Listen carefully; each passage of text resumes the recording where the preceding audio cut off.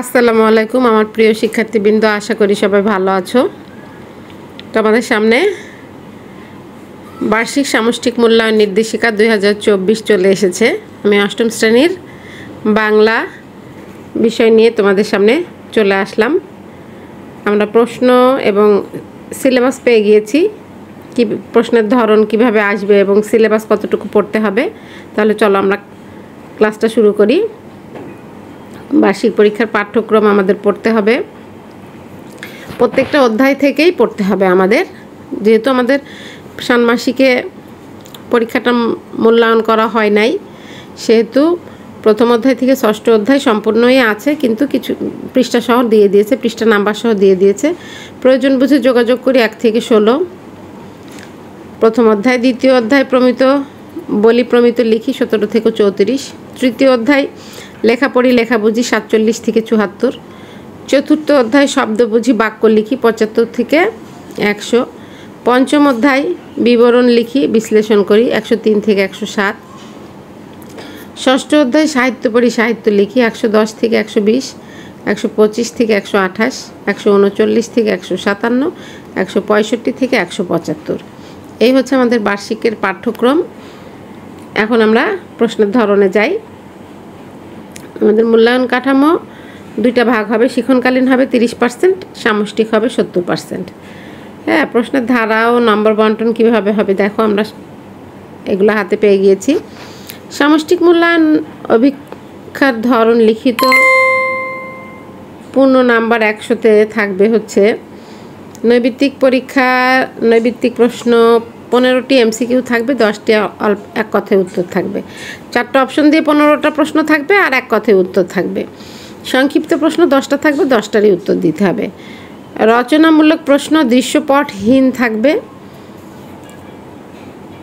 5টি, তার মধ্যে 3টির উত্তর দিতে হবে। 3 5 15, মানে কোনো উদ্দীপক থাকবে না বা কোনো অনুচ্ছেদ থাকবে না। এখানে দৃশ্যপটহীন প্রশ্ন হবে, ঠিক আছে। এখানে 5টা প্রশ্ন থাকবে, তোমাদের 3টার উত্তর দিতে হবে। এরপরে দৃশ্যপট নির্ভর থাকবে 7টা, 5টার উত্তর দিতে হবে। প্রতিটি দৃশ্যপটের বিপরীতে 2টি অংশ থাকবে, প্রতিটি দৃশ্যপটেরই একটা করে বিপরীত অংশ থাকবে। মোট 7টা প্রশ্ন থাকবে, 7টা প্রশ্নের মধ্যে তোমাকে 5টার উত্তর দিতে হবে। ভালো করে বুঝে নাও, 7টা প্রশ্ন থাকবে, 7টা প্রশ্নের মধ্যে তোমাকে 5টার উত্তর দিতে হবে। প্রতিটি দৃশ্যপটের বিপরীতে 2টি অংশ থাকবে, ঠিক আছে। দৃশ্যপটগুলো আমরা দেখি। এরপরে বলতেছে যে আমাদের ক্লাসে যে শিক্ষণকালীন মূল্যায়নটা হবে, সেই শিক্ষণকালীন মূল্যায়নের আমাদের হাতে থাকবে 30। এই 30-এ অ্যাসাইনমেন্ট, ব্যবহারিক কাজ, অনুসন্ধানমূলক কাজ, প্রকল্প, প্রতিবেদন উপস্থাপন থাকবে। হ্যাঁ, তারপরে শ্রেণীর কাজ, দলগত কাজ, ছক পূরণ, এগুলো মোট 30 মার্ক। একটা হচ্ছে অ্যাসাইনমেন্ট, ব্যবহারিক কাজ 10, অনুসন্ধানমূলক কাজ, প্রকল্প, প্রতিবেদনে 10, আর হচ্ছে শ্রেণীর পাঠ্যপুস্তকে যে একক কাজ, দলীয় কাজগুলো আছে, ছক পূরণগুলো আছে, ওগুলোতে 10, মোট হচ্ছে 30। তাহলে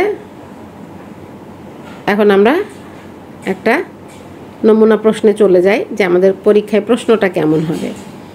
3 ঘন্টার পরীক্ষা হবে। প্রথমে নৈবিত্তিক অংশ থাকবে 25 মার্কের, তার মধ্যে 15টা থাকবে বহু নির্বাচনী। এই বহু নির্বাচনী থেকে যেটা সঠিক উত্তর সেটা তোমাকে খাতায় লিখে ফেলতে হবে। 1 নাম্বার দিয়ে সঠিক উত্তরটা খাতায় লিখতে হবে, 2 নাম্বার দিয়ে সঠিক উত্তরটা খাতায় লিখতে হবে, এভাবে সঠিক উত্তরটা খাতায় লিখে ফেলতে হবে, ঠিক আছে। এখানে উত্তরগুলো লাল দিয়ে চিহ্নিত করে দিয়েছে।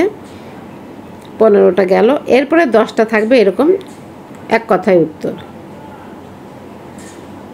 ঠিক আছে। এই 10টা প্রশ্নের কি করতে হবে, শুধু উত্তরটা খাতার মধ্যে লিখতে হবে। যেমন এখানে বলতেছে ধ্বনি বৈশিষ্ট্য অনুযায়ী ফ ধ্বনিটির নাম কি, ফ ধ্বনির নামটা কি সেটা লিখে দিতে হবে। সৌন্দর্য শব্দের প্রকৃতি প্রত্যয় কি হবে, শুধু প্রকৃতি প্রত্যয়টা মানে ভেঙে যে আমরা প্রত্যয় লিখি ওটা দেখাতে হবে। তাহলে মোট এখানে গেল 25, এটা হচ্ছে নৈবিত্তিক অংশ। আর রচনামূলক অংশের মান হচ্ছে 75। এই 75-এ দেখো বলছে যে সংক্ষিপ্ত প্রশ্ন যে 10টা থাকবে 10টারই উত্তর দিতে হবে, প্রত্যেকটা প্রশ্নের 2 করে নাম্বার, 10 দুগুণে 20। এরপরে দৃশ্যপটহীন প্রশ্ন থাকবে 5টা, ওইখান থেকে আমাকে 3টার উত্তর দিতে হবে। 5টার মধ্যে আমাকে 3টার উত্তর দিতে হবে। যেমন এখানে বলতেছে সমাসসাধিত 5টি শব্দ খুঁজে বের করো, এখানে সমাসের 5টা শব্দ তোমাকে খুঁজে বের করে লিখে ফেলতে হবে। এরপরে বলতেছে শব্দদ্বিত্ব ব্যবহৃত হয়েছে তা কারণসহ লেখো, এখানে চিকচিক, ছমছম, চোখে চোখে এগুলো শব্দদ্বিত্ব, এগুলো তুলে ফেলতে হবে খাতার মধ্যে। এরপরে 13 নম্বরে বলছে বানান শুদ্ধ, ভুল বানান আছে তোমাকে শুদ্ধ করে লিখতে হবে। এরপরে 14 নম্বরে বলছে মনে করো তোমার নাম শিমুল, সম্প্রতি তোমার এলাকায় প্রবল বন্যায় জনজীবন বিপর্যস্ত, অসহায় মানুষগুলোর পাশে দাঁড়াতে চাও তুমি, এজন্য নিচের বিষয়গুলো বিবেচনায় নিয়ে জেলা প্রশাসকের কাছে একটি আবেদনপত্র লেখো। বিবেচ্য বিষয় হচ্ছে উপযুক্ত কাঠামো, যোগাযোগের উদ্দেশ্য, পরিবেশ পরিস্থিতির বিবরণ ও চিন্তা ও অনুভূতির প্রকাশ। তার মানে কি, তুমি যে একটা অসহায় মানুষের পাশে দাঁড়াতে চাও তার জন্য জেলা প্রশাসকের কাছে একটা আবেদনপত্র লিখবা। সেই আবেদনপত্রের বিবেচ্য বিষয় কী হবে, বিবেচ্য বিষয় মানে আবেদনপত্রটার কাঠামো ঠিক হতে হবে, তারপরে যোগাযোগের উদ্দেশ্য যে থাকবে সেটা ঠিক হতে হবে, পরিবেশ পরিস্থিতির বিবরণটা ঠিক মতো দিতে হবে, চিন্তা অনুভূতির প্রকাশটা সঠিকভাবে করতে হবে। এই বিষয়গুলো বিবেচনায় নিয়ে আবেদনপত্র লিখতে হবে। আচ্ছা, এরপর বলতেছে বিশ্লেষণমূলক লেখা কাকে বলে, শব্দ থেকে কবিতা লেখাটিকে বিশ্লেষণমূলক লেখা বলা যায় কেন, যুক্তি দাও। আমাদের বইয়ের মধ্যে যে শব্দ থেকে লেখা বিশ্লেষণমূলক লেখাটা আছে, এটাকে আমরা কেন এই বিশ্লেষণমূলক বলছি, এই শব্দ থেকে কবিতা এটাকে কেন আমরা বিশ্লেষণমূলক বলছি, সেটা যুক্তি তোমাকে তুলে ধরতে হবে। ঠিক আছে, 5 মার্ক, যেহেতু 5 মার্কের মতো করে তোমাকে লিখতে হবে। আচ্ছা, এরপরে দেখো একটা ছবি দিয়ে একটা দৃশ্যপট দিয়েছে, আমরা কি দেখছি, সত্যজিৎ রায়ের আঁকা একটা ছবি, এখানে সূর্য, তারপরে গরুর গাড়ি যাচ্ছে রাস্তা দিয়ে, নদীতে নৌকা বাঁধা, হ্যাঁ, এরকম ঘুড়ি উড়াচ্ছে একটা ছেলে, এরকম আমরা অনেক ছবির মধ্যে কাশবন, হাঁস, পালতোলা নৌকা, গ্রামে দূরে গ্রামের বাড়ির দৃশ্য, এগুলো আমরা দেখতে পাচ্ছি। তাহলে এখন বলছে এই যে উপরের যে ছবিটা আমি দেখলাম, উপরের ছবিটা ভালোভাবে পর্যবেক্ষণ করে ছবির বিষয় এবং চিত্রশিল্পী গ্রাহকের দৃষ্টিভঙ্গি বর্ণনা করো। ছবিটা দেখে দেখে তোমাকে চিত্রশিল্পী যে সে কী বিষয় নিয়ে ছবিটা এঁকেছে এবং তার দৃষ্টিভঙ্গি কী সেটা তোমাকে লিখতে হবে। তারপর বলছে দর্শক হিসেবে ছবিটি সম্পর্কে তোমার প্রতিক্রিয়া ব্যক্ত করো, করে একটা বিবরণ লেখো। মানে ওই ছবিটা নিয়ে তোমাকে একটা, তোমার আগে নিজের প্রতিক্রিয়া দিবা, প্রতিক্রিয়া দিয়ে তারপরে বিবরণ লিখবা। 2টা অংশ, কিন্তু একটা নিজের প্রতিক্রিয়া দিতে হবে, তারপরে বিবরণ লিখতে হবে। এরপর 17 নম্বর বলতেছে সংবাদটি পড়ে নিচের প্রশ্নগুলোর উত্তর দাও। এখানে একটা সংবাদ দিয়েছে, সংবাদটা বিবিসির বাংলার সংবাদ। হ্যাঁ, রমজান মাসে রাজধানীর বাসাবো ধর্ম রাজিক বৌদ্ধবিহার বৌদ্ধ ভিক্ষুদের কাছ থেকে প্রতিদিন ইফতার নেন কয়েকশো দরিদ্র মুসলিম নর নারী। ভিক্ষুদের ধর্মীয় গুরু শুদ্ধানন্দ মহাথেরো 16 বছর ধরে এই ইফতার বিতরণ কার্যক্রম চালিয়ে আসছেন। যেদিন তিনি দেখেছেন অনেক দরিদ্র মানুষ সারাদিন রোজা রেখে সন্ধ্যায় শুধু পানি বা শুকনো মুড়ি দিয়ে ইফতার করে, তখন থেকে তিনি মন্দিরের ফান্ড থেকে এই ইফতার বিতরণ শুরু করেন। তাহলে দেখো কত সুন্দর একটা উদ্যোগ। ওনারা হচ্ছে ভিক্ষু, ওনারা কিন্তু আমাদের ধর্মীয় কেউ না, বৌদ্ধ ধর্মের, তারপরও আমাদের মুসলমান ধর্মে যারা রোজা করছে তাদের ইফতারি খাওয়াচ্ছে ওনারা ওনাদের ফান্ড থেকে টাকা নিয়ে। তাহলে বলতেছে বিবিসি বাংলা খবরটিতে সাম্যবাদী কবিতায় যে ভাবের প্রতিফলন ঘটেছে তা ব্যাখ্যা করো। আমরা আমাদের বইয়ে যে সাম্যবাদী কবিতা পড়েছি কাজী নজরুল ইসলামের, এই সাম্যবাদী কবিতার সাথে এইটার কি মিলকরণ আছে, কি প্রতিফলন ঘটেছে সেটা তোমাকে বুঝিয়ে লিখতে হবে। তারপর বলতেছে উক্ত ভাবের বিপরীত ভাব তোমার চারিপাশের মানুষের মধ্যে কিভাবে পরিলক্ষিত হয়। ওইখানে যে উনি একটা ভালো কাজ করলো, এর বিপরীত ভাবও তো আছে।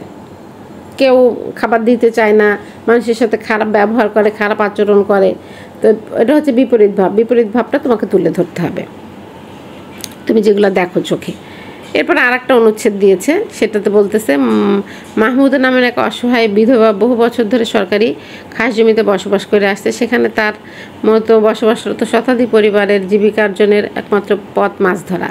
ভূমিহীন সূত্রে মাহমুদারা খাস জমি বন্দোবস্ত নিতে চায় সরকারের কাছ থেকে, কিন্তু বাধা আসে স্থানীয় প্রভাবশালী মৎস্য ঘেরা মালিকেরা। তারা ওই জমি তাদের নামে বন্দোবস্ত নিয়ে নতুন মৎস্য ঘের বানাতে চায়। মাহমুদা এর বিরুদ্ধে সোচ্চার প্রতিরোধ গড়ে তোলে। হয় জমি নয় জীবন, এই প্রত্যয় বুকে টেনে। আমরা যে যোগ গল্প পড়েছি আবু ইসাহাকের, এই যোগ গল্পের সাথে এখানে বলতেছে যে উসমান, নবুখা, করিম গাজীর সাথে অনুচ্ছেদে মাহমুদার কোন দিক থেকে মিল আছে? প্রতিবাদী এরাও যেমন প্রতিবাদী, এরকম মাহমুদাও প্রতিবাদী, সেটার মিল আছে। তারপরে ব্যাখ্যা করবা ওদের সম্পর্কে একটু। আচ্ছা, এরপর বলতেছে তোমার মতে ওয়াজেদ চৌধুরীর মৎস্যঘের মালিকদের মতে জোকের হাত থেকে বাঁচতে করণীয় কী হতে পারে? আমরা এই জোকরূপী মানুষ যারা আছে তাদের হাত থেকে বাঁচার জন্য আমাদের কি কি করতে হবে, করণীয় দিকগুলো লিখতে হবে। এরপরে বলছে যে কবিতাটি পড়ে নিচের প্রশ্নগুলোর উত্তর দাও। এখানে একটা কবিতা দিয়েছে, কবিতাটা বলতেছে আমাদের কবিতার বইয়ে যা আছে তোমার যেখানে স্বাদ। আমি বাংলার গান গাই, আমি বাংলায় গান গাই, আমি আমাকে চিনি, চিরদিন এই বাংলায় খুঁজে পাই। এটা গান তোমরা সবাই শুনে থাকবে, পরিচিত গান। বলতেছে তোমার যেখানে স্বাদ কবিতার সাথে কোন দিক থেকে মিল আছে? সাদৃশ্য মানে মিল। তারপর বলতেছে কবিতার বৈশিষ্ট্যের আলোকে উক্ত কবিতা অংশের বৈশিষ্ট্য বিশ্লেষণ করো। এখানে কবিতার যে বৈশিষ্ট্যগুলো আছে, মিল কোথায় আছে, তারপর ছন্দের মিল কোথায় আছে, তারপর উপমার মিল কোথায় আছে, এই মিলগুলো খুঁজে বের করে বৈশিষ্ট্যের সাথে মিলাতে হবে, ঠিক আছে? তারপরে 20 নম্বর প্রশ্ন বলছে যে সময়টা 5ই আগস্ট 2024, স্বৈরশাসকের পতনের এক দফা দাবিতে উত্তাল ঢাকা। গ্যান্ডেরিয়া আদর্শ উচ্চ বিদ্যালয়ের 10ম শ্রেণীর ছাত্র শাহরিয়ার খান আনাস আন্দোলনে যোগ দিতে একটি চিঠি লিখে বাসা থেকে বের হয়, কিন্তু চাংখারপুল এলাকায় পুলিশের গুলিতে ঝাঁঝরা হয় তার বুক। চিঠিতে আনাস লিখেছিল, আনাসের একটা চিঠি, সত্যিকারের এটা ঘটনা, এটা মিথ্যা কোনো ঘটনা না।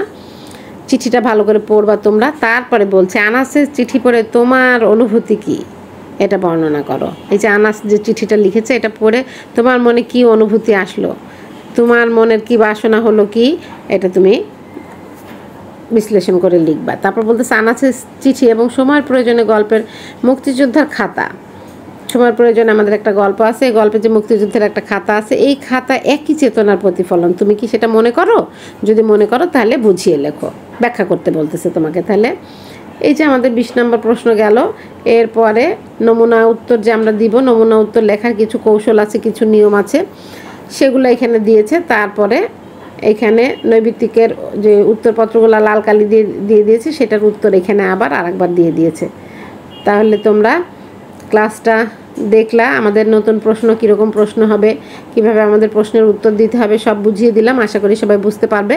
যদি কোনো সমস্যা হয় তাহলে কমেন্ট বক্সে লিখে দিও, কোথায় সমস্যা হচ্ছে বুঝতে, আমি ওইখানে তোমাদের লিখে দিব। তাহলে আজকের মতো ক্লাস এখানে শেষ করছি। সবাই ভালো থেকো, সবাইকে অসংখ্য ধন্যবাদ।